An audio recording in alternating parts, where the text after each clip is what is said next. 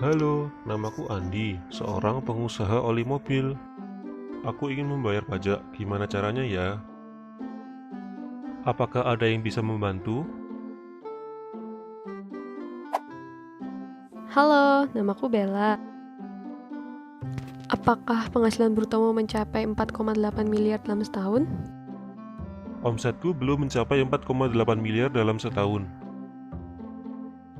Sebenarnya untuk pengusaha sepertimu ada peraturan perpajakan tersendirinya loh. Apa itu? Peraturan Pemerintah Nomor 23 Tahun 2018. Peraturan Pemerintah Nomor 23 Tahun 2018. Di video kali ini, kita akan membahas tentang pengertian, keuntungan dan kerugian, dan syarat dalam menggunakan PP 23 Tahun 2018.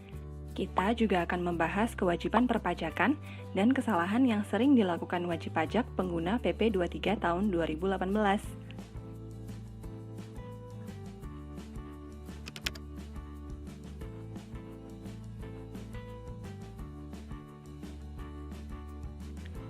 Peraturan Pemerintah Nomor 23 Tahun 2018 adalah pembaharuan dari Peraturan Pemerintah Nomor 46 Tahun 2013. PP 23 Tahun 2018 ini membahas tentang pajak penghasilan atas penghasilan dari usaha yang diterima atau diperoleh wajib pajak yang memiliki peredaran bruto tertentu. Sehingga pengusaha dengan peredaran bruto tertentu bisa memilih untuk menerapkan aturan ini atau tetap menggunakan pasal 17 Undang-Undang PPh. Target dari aturan ini adalah para pengusaha dengan omset tertentu yang identik dengan pengusaha UMKM. Penerbitan peraturan ini dikarenakan pemerintah ingin merangkul sebanyak mungkin UMKM untuk masuk dalam sistem perpajakan, dan juga memberikan insentif bagi UMKM yang mengembangkan usahanya.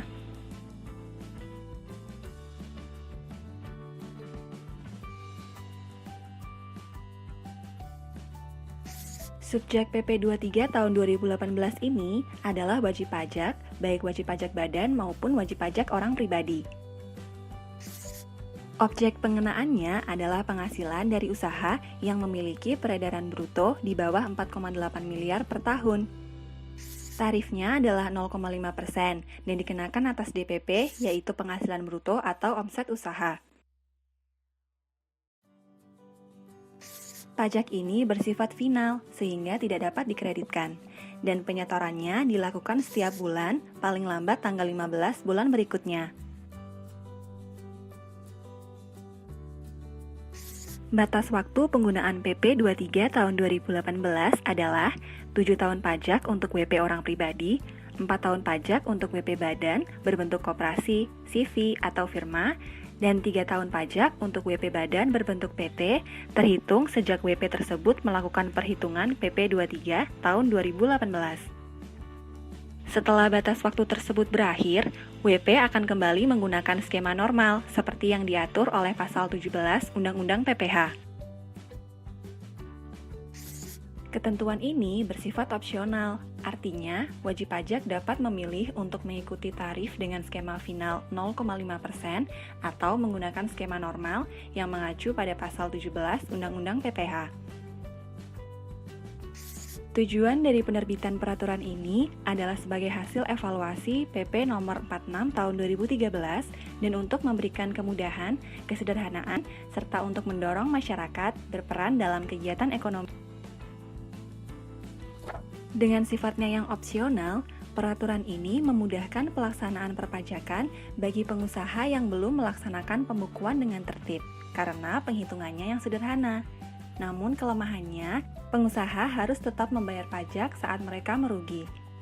Selain itu, bagi mereka yang melaksanakan pembukuan, dapat memilih menggunakan skema normal pasal 17 Undang-Undang PPh yang membebaskan pajak bagi WP yang mengalami kerugian fiskal.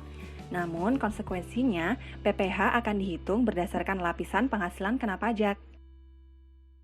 Apa aja sih keuntungan dari penggunaan PP 23 tahun 2018? Pertama, PP 23 tahun 2018 hanya memiliki satu tarif, yaitu 0,5%, dan berlaku untuk seluruh penghasilan bruto. Sedangkan pada skema normal, memiliki 4 tarif, dan setiap tarifnya digunakan untuk tingkat penghasilan yang berbeda. Kedua, PP 23 bisa menjadi sarana bagi para pengusaha baru untuk belajar melaksanakan pembukuan dan melaksanakan kewajiban perpajakan dengan patuh. Pembukuan dan perpajakan yang baik akan memudahkan pengusaha untuk memperoleh akses permodalan melalui bank. Yang ketiga, tarif pajak yang dikenakan cenderung rendah jika dibandingkan dengan tarif sebelumnya, sehingga akan memberikan wajib pajak kemampuan ekonomi yang lebih besar untuk mengembangkan usahanya. Dan yang keempat, yaitu memberikan waktu pada wajib pajak untuk mempersiapkan diri dalam melaksanakan hak dan kewajiban secara umum sesuai dengan Undang-Undang Pajak Penghasilan. Kerugian dari penggunaan PP 23 tahun 2018, yaitu peraturan ini tidak mengenal adanya kerugian fiskal, sehingga apabila biaya lebih besar dari penghasilan bruto atau mengalami kerugian fiskal akan tetap dikenai pajak. Hal ini terjadi karena dasar pengenaan pajak dari aturan ini adalah penghasilan bruto atau omset dari wajib pajak, jadi tidak ada pengurangan biaya dalam penghitungan DPP-nya. Pengusaha yang dapat menggunakan PP 23 tahun 2018 ini yaitu pengusaha yang memiliki peredaran bruto di bawah 4,8 miliar. Namun, ada beberapa pengusaha yang tidak diperkenankan untuk menggunakan ketentuan ini. Yang pertama adalah wajib pajak yang memilih dikenai pajak berdasarkan skema umum pada pasal 17 ayat 1 huruf A, pasal 17 ayat 2 huruf A, atau pasal 31E Undang-Undang Pajak Penghasilan. Yang kedua adalah persekutuan komanditer dan firma yang dibentuk oleh beberapa WP orang pribadi yang memiliki keahlian khusus dan menyerahkan jasa sejenis dengan jasa dengan pekerjaan bebas.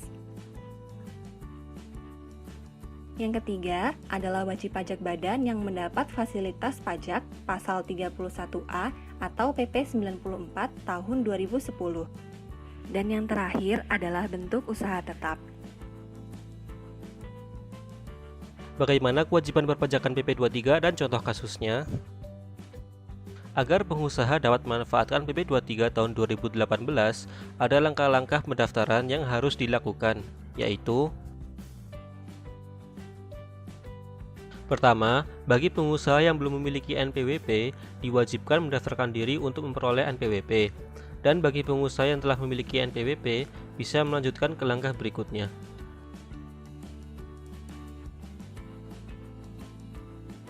Berikutnya, untuk wajib pajak orang pribadi, syaratnya adalah membawa fotokopi KTP dan surat pernyataan bermaterai dari wajib pajak yang menyatakan kegiatan dan lokasi atau tempat usaha.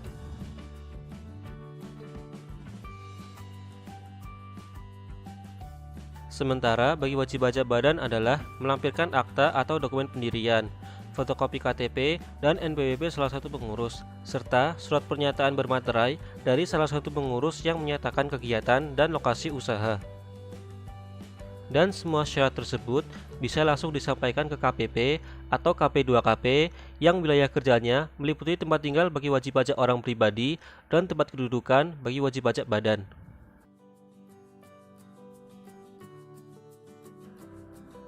Proses pendaftaran ini hanya memakan waktu 1 hari saja. Wajib pajak juga bisa mendaftarkan diri melalui e-registration secara online pada laman DJP dengan alamat erek.pajak.go.id.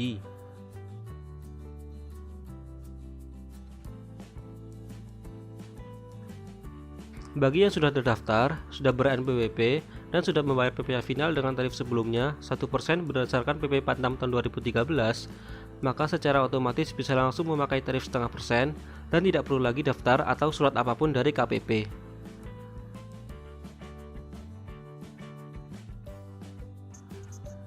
Selanjutnya, mekanisme pembayaran PP 23 tahun 2018. Dengan menggunakan kode billing, penyetoran PPh final menurut PP 23 tahun 2018 terutang setiap bulan untuk setiap tempat usaha. Pembayaran dilakukan melalui bank persepsi atau pos, ATM, mesin edisi, dan internet banking. Pembayaran pajak bagi wajib pajak pengguna PP 23 tahun 2018 juga bisa melalui pemotongan atau pemungutan oleh pemotong atau pemungut pajak. Mekanisme pembayaran PPh melalui pemotongan dan pemungutan adalah sebagai berikut.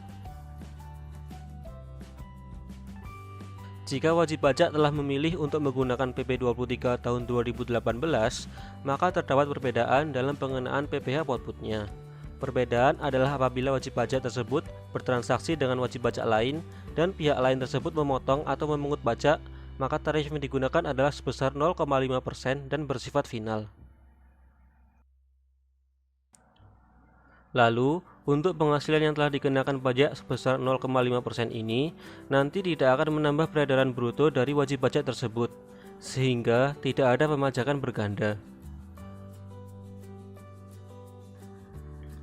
Namun, jika wajib pajak tersebut berperan menjadi pemotong atau pemungut, dan dalam suatu transaksi memotong atau memungut pajak penghasilan terhadap pihak lain, tarif yang digunakan bukanlah 0,5%, tetapi tarif normal yang terdapat dalam Undang-Undang Pajak Penghasilan.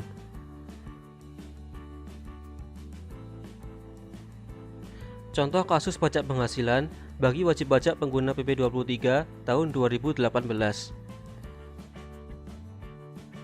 CV Karisma Indah, pengguna PP 46 tahun 2013 sejak tahun 2013 dan PP 23 tahun 2018 sejak tahun 2018. Dengan peredaran usaha setahun sebesar Rp2.487.895.000 dengan spesifikasi usaha sebagai berikut. Dan jasa penggantian oli tidak dipungut biaya.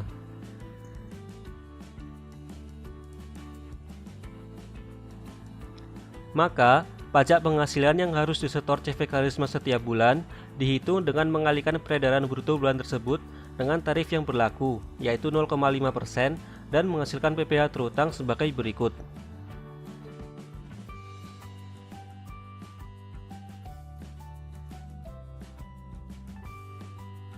Begitulah mekanisme untuk pembayaran pajak sesuai dengan PP 23 tahun 2018.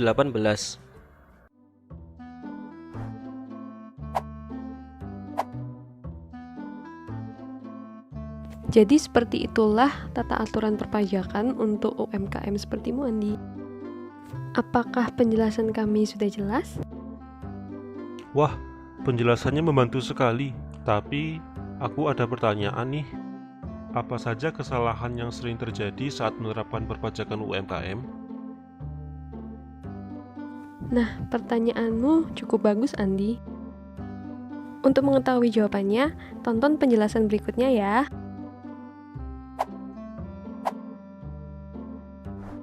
Kesalahan yang sering dilakukan wajib pajak saat menggunakan PP 23 tahun 2018.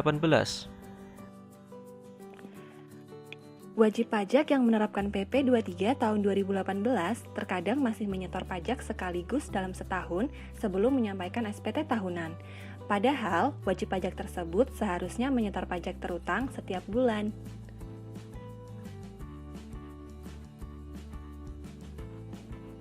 Ada pula wajib pajak yang telah menerapkan PP 23 tahun 2018 namun masih menyetor angsuran pajak PPh pasal 25 atau skema umum. Padahal seharusnya dapat langsung menggunakan tarif PP 23 yaitu 0,5% atas peredaran bruto per bulan.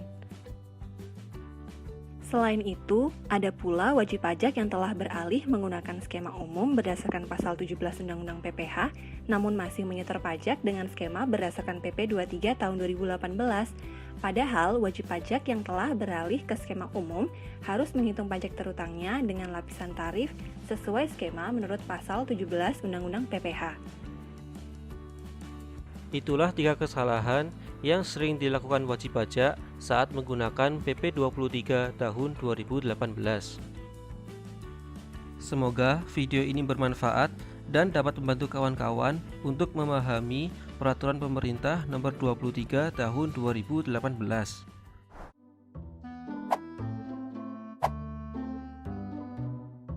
Jadi, bagaimana Andi? Sudah jelas ataukah ada pertanyaan lagi? Sudah jelas sekali. Aku sekarang jadi paham soal pajak UMKM. Terima kasih, Bella. Oke, sama-sama Andi.